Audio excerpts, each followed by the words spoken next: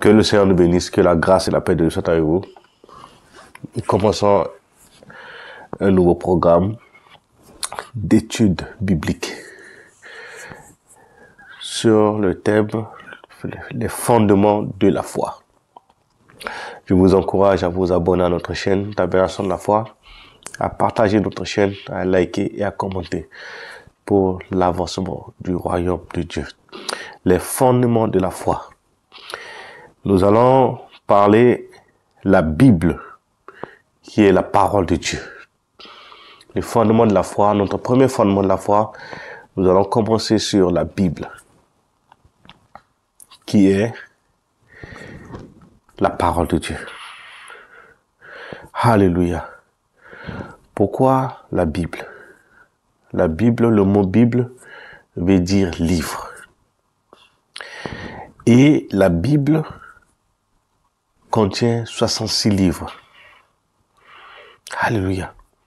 66 livres de différentes formes littéraires, telles que la lettre, l'histoire, narration, poésie, épique, lyrique et apocalypse.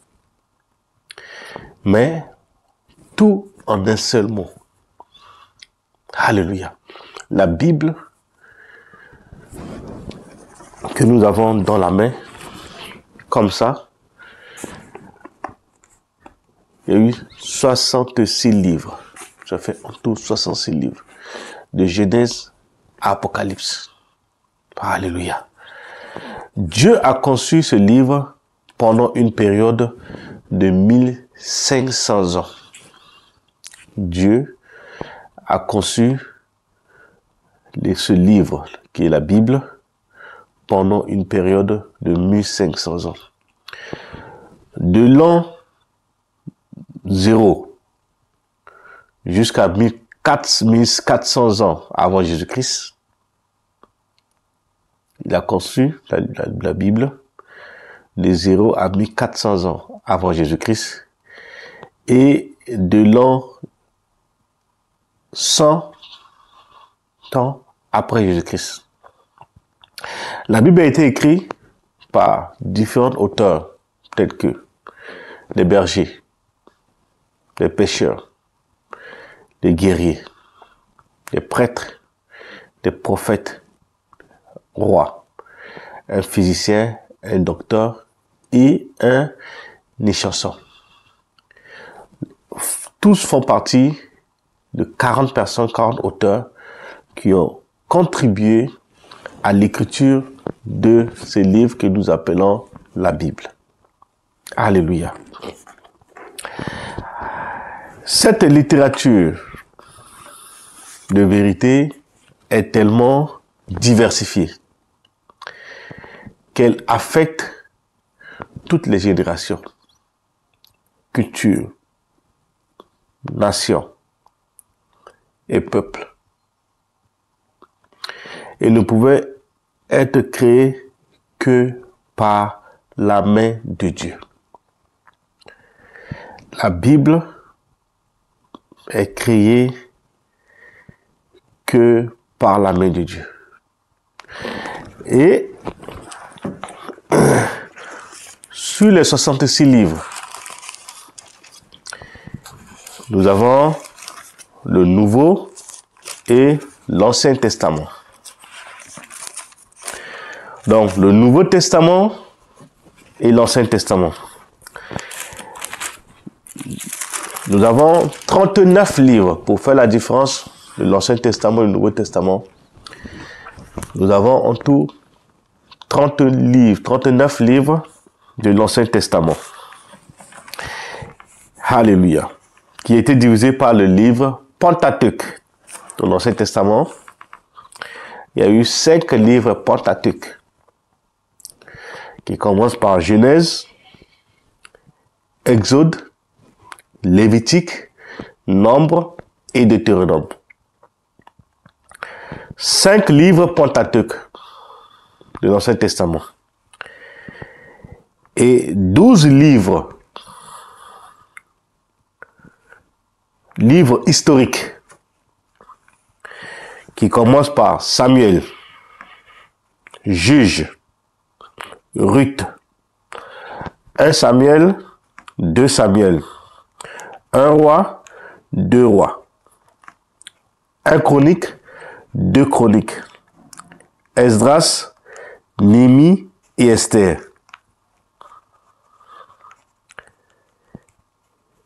12 livres historiques qui parlent de l'histoire de la Bible. De Josué jusqu'à Esther. Et après cela, nous allons 5 livres poétiques qui commencent par Job, Psaume, Proverbe, Ecclésiaste et Cantique des Cantiques. Donc, quand tu maîtrises les tables des matières de la Bible, vous allez voir que il y a beaucoup d'enfants de Dieu dans l'église. Quand on dit, prenons Exode, ils sont en train de chercher dans le Nouveau Testament.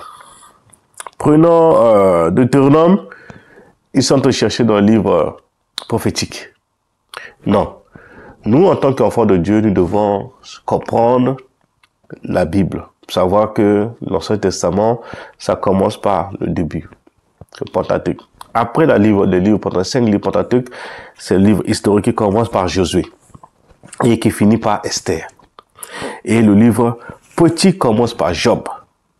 Job, Psaume, Proverbe, Ecclésiaste et Cantique des Cantiques. Alléluia. Après le livre poétique, nous avons le livre prophétique. Alléluia. Dans le livre prophétique, normalement, quand on peut diviser en 2 catégories, on parle de grands prophètes, des petits prophètes. Mais un prophète, c'est un prophète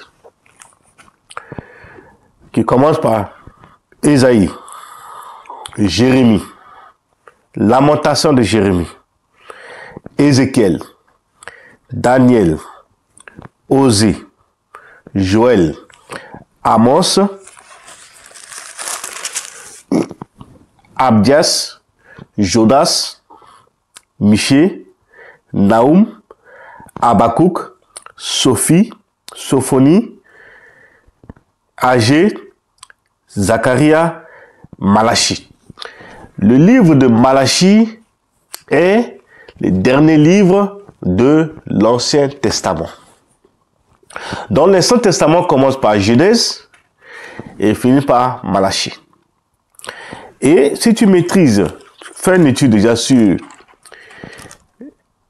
les livres Pentateuque, les livres historiques, les livres poétiques, les livres prophétiques. Et quand tu vas à l'église, on te dit, prends ta Bible dans Matthieu. Beaucoup sont en train de chercher dans l'Ancien Testament. Non, Matthieu, c'est dans le Nouveau Testament. Alléluia, que le Seigneur nous bénisse. Nous arrivons dans le Nouveau Testament. Dans le Nouveau Testament, il y a 27 livres. Tu prends 27 plus 39, ça fait 66 livres. C'est une bibliothèque que nous avons dans la main, que Dieu nous a accordé comme grâce. Et nous devons mettre ça en pratique pour être assidus dans la parole de Dieu. Alléluia. Dans le Nouveau Testament, nous avons 4 évangiles qui commencent par Matthieu, Marc, Luc et Jean. Matthieu, Marc, Luc, Jean. Et nous avons Actes des Apôtres. Et puis, après l'Acte des Apôtres, nous avons les épîtres, qu'on peut appeler les lettres. Ils commencent par Romains, 1 Corinthiens, 2 Corinthiens, Galates, Éphésiens, Philippiens, Colossiens, Paul, Thessaloniciens, Thessaloniciens 2, 1 Timothée, 2 Timothée, Tite, Philémon et Hébreux. Alléluia. Et Jacques, Pierre, 1 Pierre, 2 Pierre, 1 Jean, 2 Jean, 3 Jean et Jude. Donc, les livres des épîtres, la plupart des épîtres ont été écrits par l'apôtre Paul. Quand on parle l'épître de Paul aux Romains, l'épître de Paul aux Corinthiens, l'épître de Paul aux Galates, l'épître de Paul aux Éphésiens, l'épître de Paul aux Philippiens, tous ces Bibles, ces écrits, les lettres-là ont été écrits par l'apôtre Paul. Lui que Dieu qui a suscité après pour contribuer au développement, à l'avancement du royaume de Dieu. Et quand on parle de épître de Jacques, c'est Jacques qui a écrit, épître de Pierre, 1 Pierre, 2 Pierre, épître de Jean, c'est l'apôtre Jean, et le dernier livre de l'Ancien, du Nouveau Testament, c'est Apocalypse, qu'on appelle la Révélation. Alléluia. Que le Seigneur nous bénisse. Nous allons continuer notre enseignement. J'espère que cet enseignement vous fait du bien. Commentez, partagez. Si vous avez des questions, vous pouvez poser des questions et nous allons avancer dans le royaume de Dieu. Alléluia. Nous allons prendre notre Bible.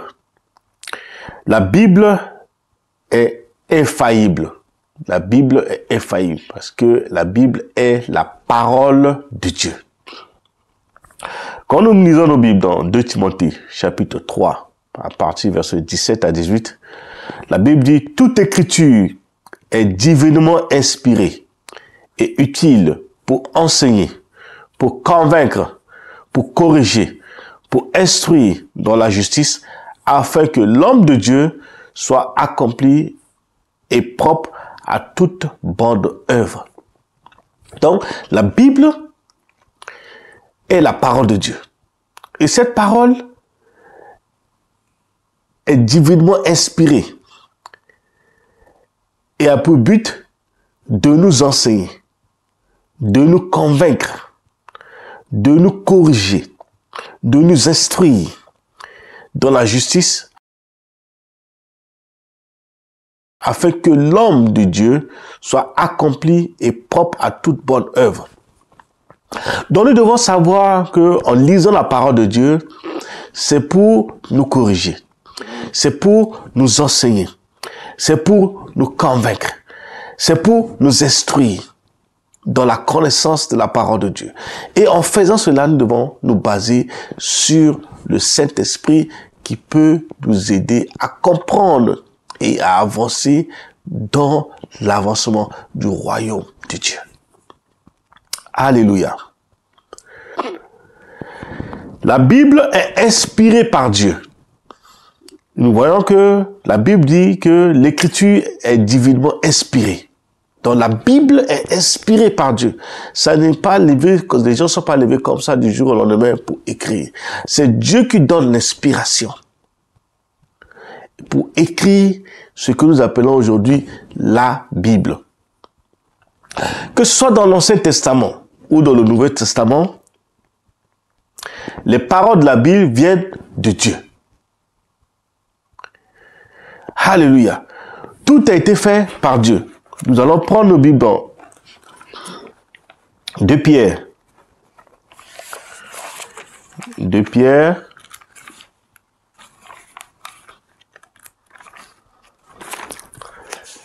Le chapitre 20.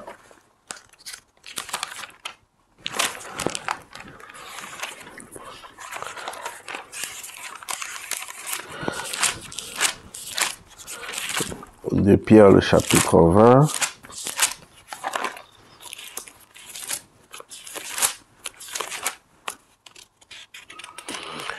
De Pierre 1, 20. De Pierre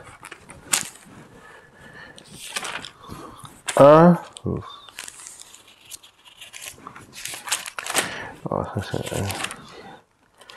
De Pierre.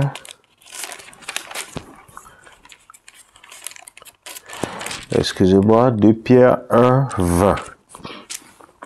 Qui nous dit, sachant que, d'abord, vous-même, aucune prophétie de l'Écriture ne peut être un objet d'interprétation particulière.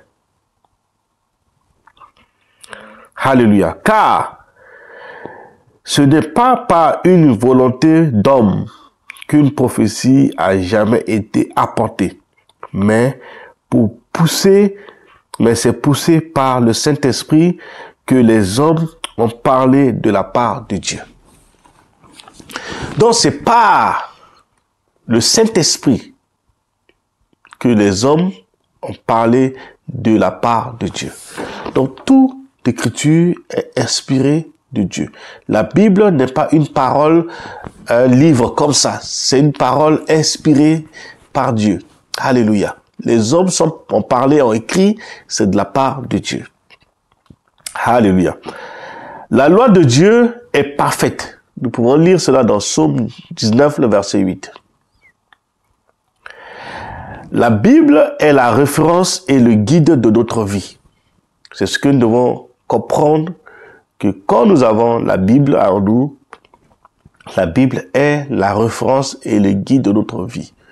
Doit être comme notre loi, que nous devons respecter et marcher en fonction de la loi de Dieu. Alléluia. C'est notre mode opératoire pour vivre et déguster la vie. La Bible est notre mode opératoire. La Bible est notre guide. La Bible est notre direction. Alléluia. Les mots de Timothée ci-dessus, Paul dit, la Bible est profitable. La Bible profite. La Bible est la parole de Dieu. Elle doit être la première autorité pour tous les sujets de notre vie. Pour le travail, pour prendre une décision, la Bible doit être notre autorité. Quelle que soit la décision que tu dois prendre, il faut que tu te confies à Dieu.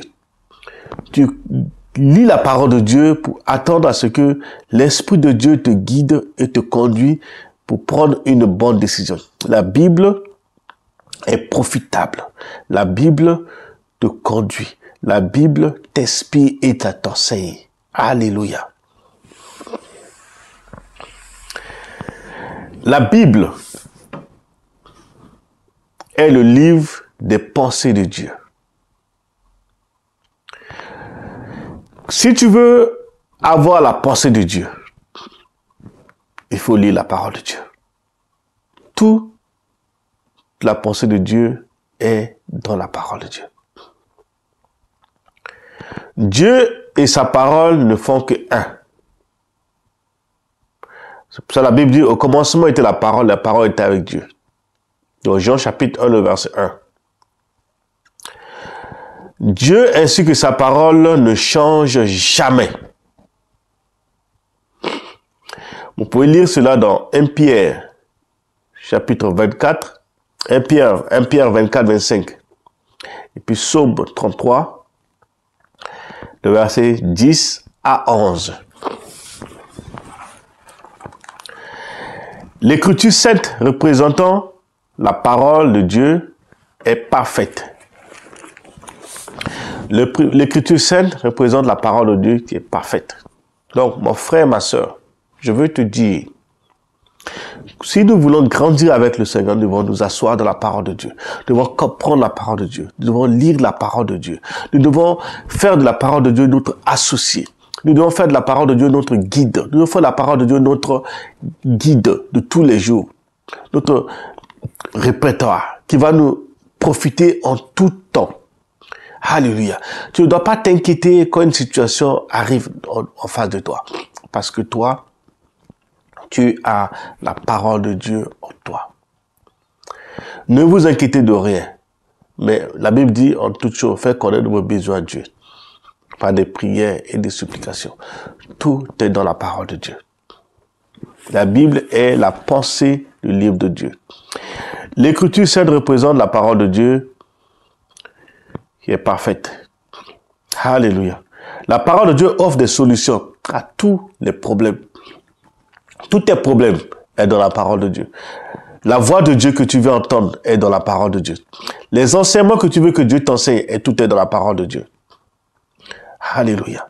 Est-ce que, à cela, nous devons nous inquiéter? Non. Tu ne dois pas t'inquiéter. Tout est dans la parole de Dieu.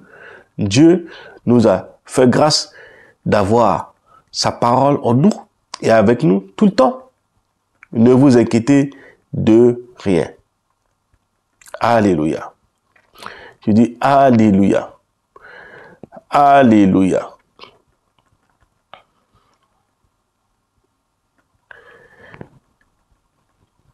La parole de Dieu offre des solutions à tous nos problèmes. Quel problème tu as que tu penses que tu peux pas, Dieu ne peut pas résoudre? Tout est dans la parole de Dieu. Ne t'inquiète pas. Lis la parole de Dieu. Concentre-toi sur la parole de Dieu. Tu auras toutes tes solutions dans la parole de Dieu. Dieu va répondre à tous tes problèmes dans la parole de Dieu. La parole de Dieu est puissante. La parole de Dieu est puissante. Je ne sais pas si tu réalises qu'il y a une puissance dans la parole de Dieu. Tout a été fait par la parole de Dieu. La Bible dit rien de ce qui a été fait n'a été fait sans la parole de Dieu. La parole de Dieu apporte le développement spirituel quand nous voulons grandir avec le Seigneur. Si nous voulons poser des actes spirituels, nous devons nous attacher à la parole de Dieu. Et nous allons voir la puissance qui est dans cette parole, dans la parole de Dieu. Alléluia. 1 Pierre chapitre 2, le verset 2, il dit, « Désirez comme des enfants nouveau-nés le lait spirituel, et puis, afin que par lui, vous croissiez pour le salut. » Quand nous avons le désir de connaître Dieu et de grandir avec le Seigneur, nous devons manger la parole de Dieu, boire la parole de Dieu comme de l'eau et manger. Cela nous permet de grandir. C'est comme un enfant né qui a besoin de lait. Quand l'enfant a besoin de manger, l'enfant pleure seulement. Et quand l'enfant pleure, qu'est-ce que maman fait? Maman donne le tété, maman donne le lait. Et ça permet à l'enfant de grandir. Quand on est enfant de Dieu, nous devons chercher à grandir, à manger la nourriture qu'il faut, qui peut nous amener à grandir avec le Seigneur. Alléluia. Dès l'instant où nous croyons à la parole de Dieu et que nous sommes disciplinés, Dieu nous libère des fardeaux. Dieu nous libère des angoisses. Dieu nous libère des problèmes, des soucis, des inquiétudes. Tout est dans la parole de Dieu. La parole de Dieu te donne la foi quand tu es attaché à la parole de Dieu, quand tu lis la parole de Dieu, quand tu cherches la parole de Dieu, quand tu veux connaître Dieu. Dieu augmente ta foi. Alléluia. Dieu augmente ta foi. Pour que tu aies la foi, il faut avoir une relation avec Dieu par sa parole. Romains chapitre 10, le verset 17 nous dit: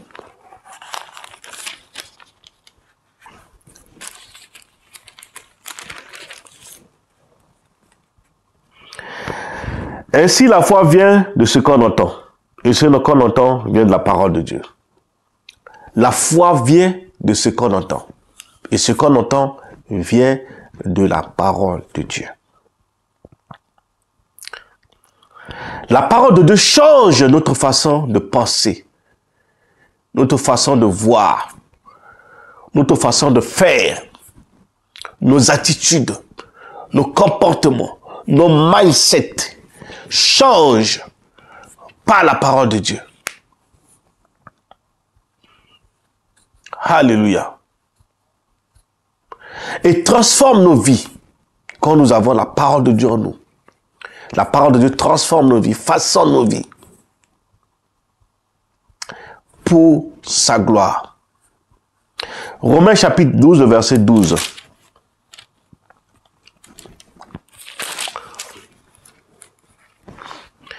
Réjouissez-vous en espérance, soyez patients dans l'affliction, persévérez dans la prière. Donc nous devons, quand nous sommes enfants de Dieu, que nous sommes dans la parole de Dieu, que nous créons Dieu, quelle que soit la situation qui arrive, qu'est-ce que nous devons faire? Nous devons persévérer dans la parole de Dieu. Alléluia. Toujours dans Romains chapitre 12, le verset 1 à 2, il nous dit: je vous exhorte donc, frères, par les compassions de Dieu, à offrir vos corps comme un sacrifice vivant, saint, agréable à Dieu, ce qui sera de votre part un culte raisonnable. Ne vous conformez pas au siècle présent, mais soyez transformés par le renouvellement de votre intelligence, afin que vous discernez quelle est la volonté de Dieu, ce qui est bon, agréable et parfait. Quelle est la volonté de Dieu? Discerner ce qui est bon, agréable à Dieu. Mon frère, ma soeur, nous devons nous concentrer par ce qui est profitable pour le royaume de Dieu pour nous. Ce qui est profitable pour l'avancement de son œuvre. Et nous allons voir que Dieu travaillera avec nous. Il nous amènera dans une intimité avec lui. Il va te parler, il va te révéler sa pensée. Alléluia. La parole de Dieu répond à tous les besoins de notre vie spirituelle et du développement de notre vie chrétienne. La parole de Dieu. Quand nous lisons dans la parole de Dieu, nous restons dans la parole de Dieu, Dieu va toujours nous enseigner. Il va toujours, c'est par rapport à nos besoins, il va toujours nous guider. Alléluia. Alléluia. Matthieu chapitre 4, le verset 4.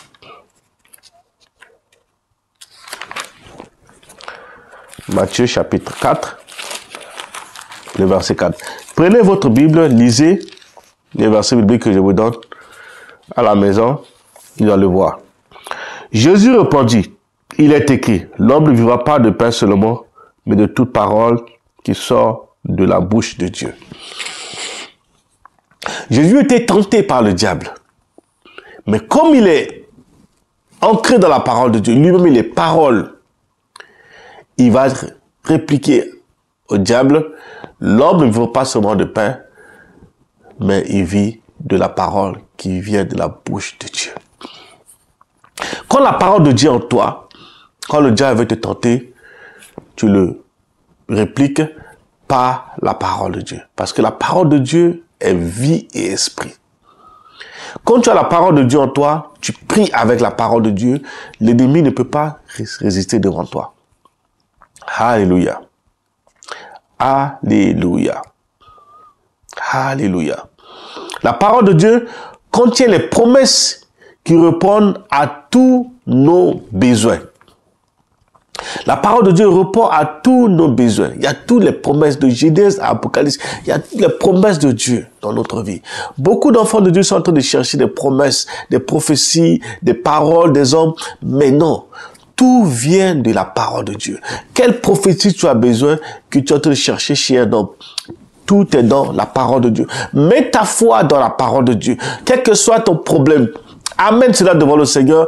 Prie, Dieu va t'écouter, il va te restaurer, il va te parler. Il y a toutes les prophéties, les promesses sont dans la parole de Dieu. Dieu nous parle par sa parole. Dieu influence par sa parole. Dieu transforme nos cœurs par sa parole. Dieu nous accorde l'intelligence par sa parole. Dieu nous renouvelle par sa parole. Alléluia. Dieu nous donne tout par sa parole. Donc nous devons faire de la parole notre intimité. Alléluia. Mon frère, ma soeur, notre Dieu est vivant. Il n'a pas changé. Il est le même hier, aujourd'hui, éternellement. Sa parole est puissante. Alléluia. Et nous arrivons vers la Trinité. Trinité.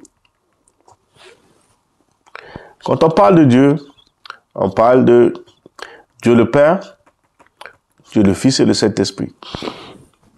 C'est un Dieu révélé en 3 personnes. Le chrétien ne croit qu'en un seul Dieu, oui. Mais un seul Dieu en 3. On lit dans Deutéronome chapitre 6, le verset 4. Écoute, ô Israël, l'Éternel ton Dieu est le seul éternel. Il peut aussi lire dans Ésaïe 43, le verset 10 à 11. Et aussi Ésaïe chapitre 44, le verset 8. La Bible déclare qu'il n'existe qu'un seul Dieu, et le vrai Dieu. Et d'autres dieux sont des idoles. Alléluia. On n'a qu'un seul Dieu. Le Dieu unique s'exprime en 3 personnes, oui. Bien distinctes. Au début de la création, Dieu a dit, faisons l'homme à notre image, selon notre ressemblance. Dieu a utilisé le pluriel. Dans Genèse chapitre 1, le verset 26, faisons. Alléluia. Quelquefois, Dieu utilise le pluriel en parlant de lui-même. Nous pouvons lire également dans Genèse chapitre 11, le verset 6 à 7. Ésaïe, le verset 6 à 8. Vous pouvez lire ça à la maison. Si vous avez des questions, vous pouvez me répondre par des questions sur la vidéo et nous pourrons revenir dessus pour clarifier certaines choses. Et par notre communauté, partagez la vidéo, likez la vidéo, commentez. Nous allons bâtir le fondement à tous les chrétiens, les gens qui veulent grandir, qui veulent avancer avec le Seigneur. Il faut que nous devons avoir le fondement pour ne pas rater le ciel. Alléluia. Tout ce que nous devons faire, notre but sur la terre, c'est d'être heureux ici et aussi gagner le ciel, gagner le royaume de Dieu. Nous ne devons pas rester là et puis perdre le royaume de Dieu. La vie est juste et courte. Donc tout ce que nous allons faire, nous devons chercher le royaume de Dieu. La mort est là. Mais après la mort, il y a une vie. Oui, après la mort, il y a une vie. C'est pour ça que je veux vous encourager à chercher Dieu. Alléluia.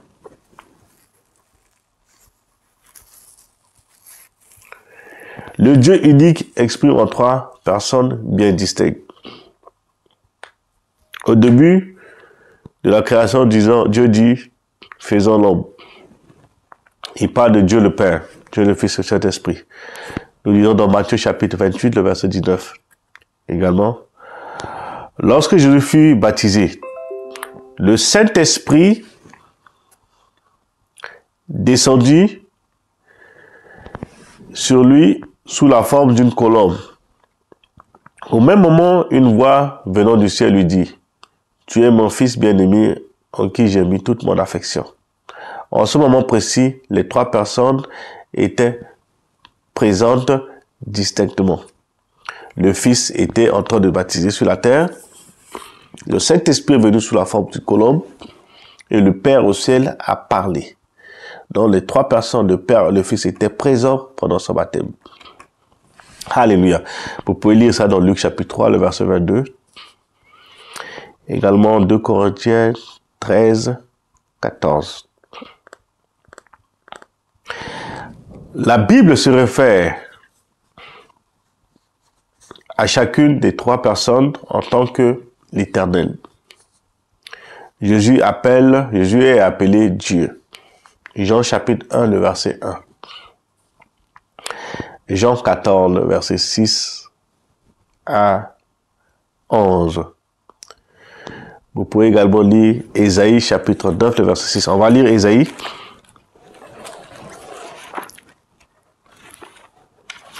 Ésaïe chapitre 6, chapitre 9, le verset 6.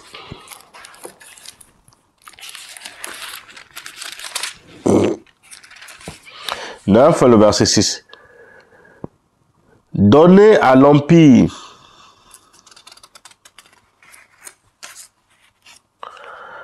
Donnez à l'empire l'accroissement et au paix sans fin au trône David et à son royaume. L'affermir, le soutenir par le droit de la parole de la part de la justice. Dès maintenant et à toujours, voici que je ferai le zèle, l'Éternel des armées. Alléluia. Le Saint-Esprit est aussi appelé Dieu. Le Saint-Esprit est aussi appelé Dieu. Actes, chapitre 5, le verset 3 à 5.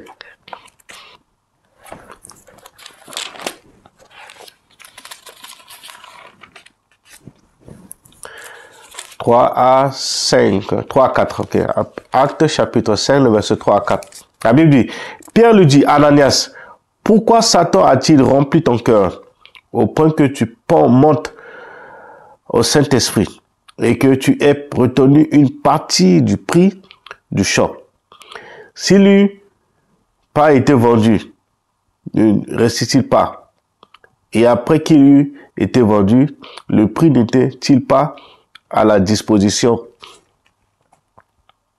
Comment as-tu pu mettre en ton cœur un pareil dessein?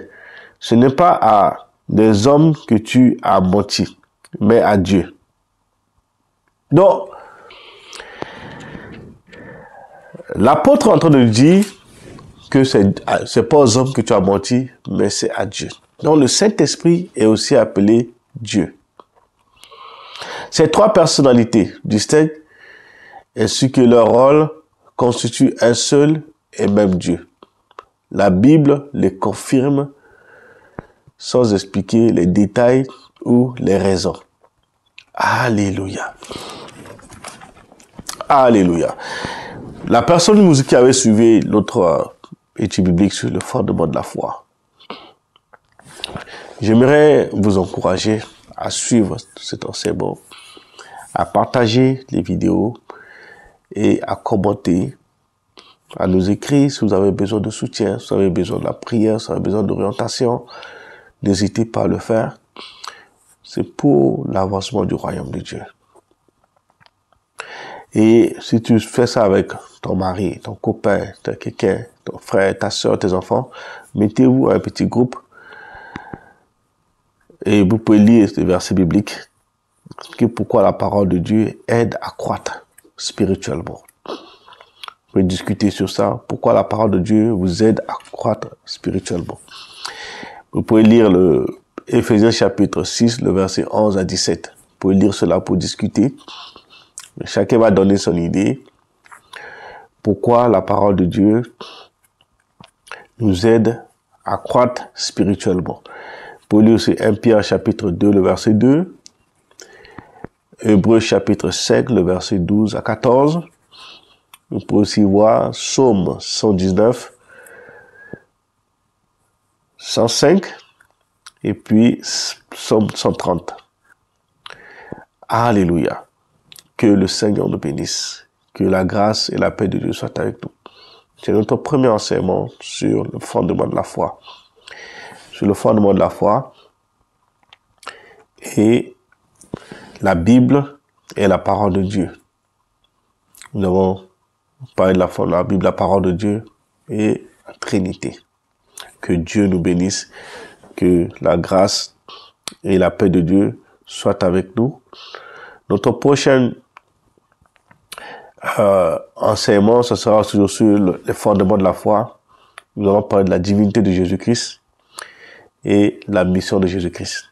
La divinité de Jésus-Christ, la mission de Jésus-Christ. Que le Seigneur nous bénisse. Partageons la vidéo, likez et puis n'oublie pas de sonner la clochette pour recevoir notre prochain enseignement. Partage, like, abonne-toi à la chaîne pour ne pas rater notre notification pour nos prochains enseignements. Que le Seigneur nous bénisse. Seigneur, je prie pour ton peuple, tes enfants qui ont suivi cet enseignement. Apporte-leur, Seigneur, l'intelligence, la sagesse et la connaissance. Saint-Esprit de Dieu, ouvre notre entendement. Oh Seigneur, touche des vies. Transforme les vies, des pensées. Ouvre leurs oreilles, leurs yeux, Seigneur. Que les écailles tombent afin que ton peuple puisse grandir et avancer dans le royaume de Dieu. Merci pour ce que tu es en train de faire dans le secret pour nous. Merci pour ta parole qui est la vérité, ta parole qui est vie et esprit. Que cela renouvelle notre intelligence au nom de Jésus-Christ. Que Dieu nous bénisse. Soyez bénis au nom de Jésus. Amen. Je suis votre frère, Pasteur Saturnin. Abonnez-vous, partagez la vidéo, commentez la vidéo et likez. N'oubliez pas de sonner la clochette pour recevoir notre prochain enseignement. Soyez bénis.